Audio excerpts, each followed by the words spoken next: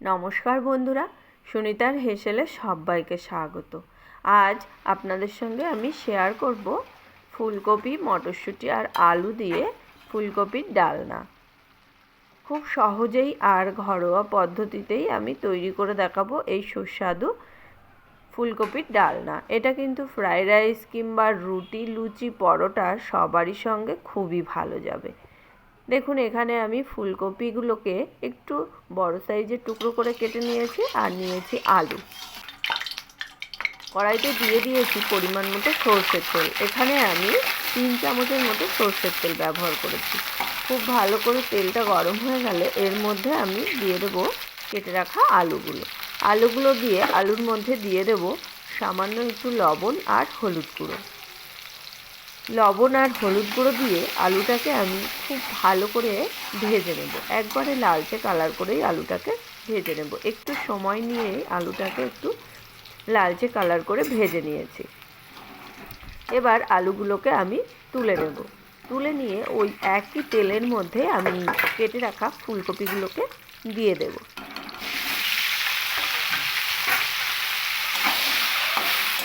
দেখুন, ফুলকপিগুলো আমি তেলের সঙ্গে খুব ভালো করে একটু মিশিয়ে নিয়েছি। মিশিয়ে নিয়েই এর মধ্যে এবার আমি দিয়ে দেবো পরিমাণ মতো লবণ। খুব ভালো করে লবণটাকে মিশিয়ে নিয়ে এবার এই ফুলকপিটাকে আমি একটু ঢাকা দিয়ে ভেজে নেব।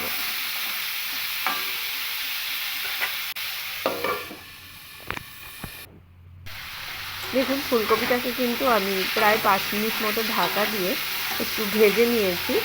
ফুলকপিটা কিন্তু অনেকটাই নরম হয়ে গেছে আর ভালো করে ভাজা হয়ে গেছে। এবার এই ফুলকপিটাকেও আমি কিন্তু তুলে নেব।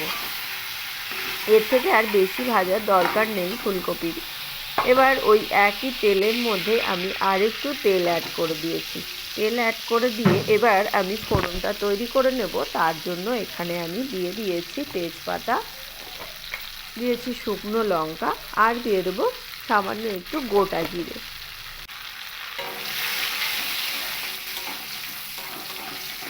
খুব ভালো করে ফোড়নটাকে একটু ভেজে নেব। ফোড়নটাকে ভেজে নিয়েছি। এবার ওই তেলের মধ্যে আমি দিয়ে দেব পরিমাণ মতো হলুদ গুঁড়ো আর দিয়ে দেবো কাশ্মীরি লঙ্কার গুঁড়ো। খুব ভালো করে মশলাটাকে একটু তেলের সঙ্গে মিশিয়ে নিয়েই এর মধ্যে দিয়ে দেবো আদা কাঁচা লঙ্কা বাটা।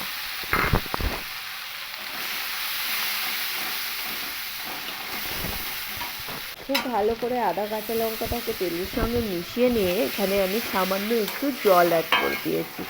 জল দিয়ে আবারও খুব ভালো করে একটু মিশিয়ে নিয়ে এর মধ্যে দিয়ে দেব 1 চামচ পরিমাণে জিরে ধনে গুঁড়ো। দিয়ে দেবো একটা মিডিয়াম সাইজের টমেটো।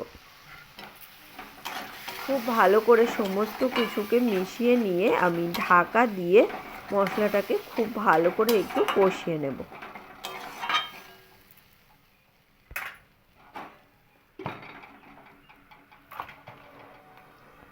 দেখুন, এখানে আমি ঢাকা দিয়ে দিয়ে মশলাটাকে কিন্তু খুব ভালো করে একটু কষিয়ে নিয়েছি। এবার এর মধ্যে দিয়ে দেবো ভেজে রাখা আলু আর ফুলকপিগুলো।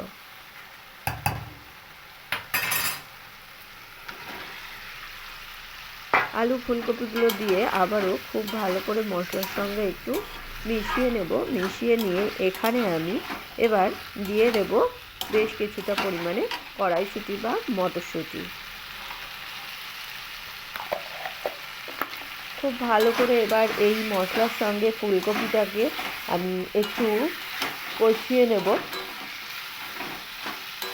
এখানে আমি মিনিট 5 সময় ধরে ফুলকপি আলুটাকে খুব ভালো করে একটু কষিয়ে নিয়েছি। মশলাটা কিন্তু যত ভালো করে কষানো হবে ফুলকপির টেস্টটাও কিন্তু তত বেশি ভালো হবে। এবার দিয়ে দিয়েছি পরিমাণ মতো জল। খুব বেশি জল দেওয়ার প্রয়োজন নেই, কেননা আলুটা কিন্তু আমাদের অর্ধেক সেদ্ধই আছে আর ফুলকপিটাও কিন্তু প্রায় সেদ্ধ হয়ে গেছে। এবার আমি ঢাকা দিয়ে 5 মিনিট মতো রান্না করে নিয়েছি। দেখুন, এখানে আলুটা কিন্তু খুব ভালো করে সিদ্ধ হয়ে গেছে আর ফুলকপিও কিন্তু সিদ্ধ হয়ে গেছে।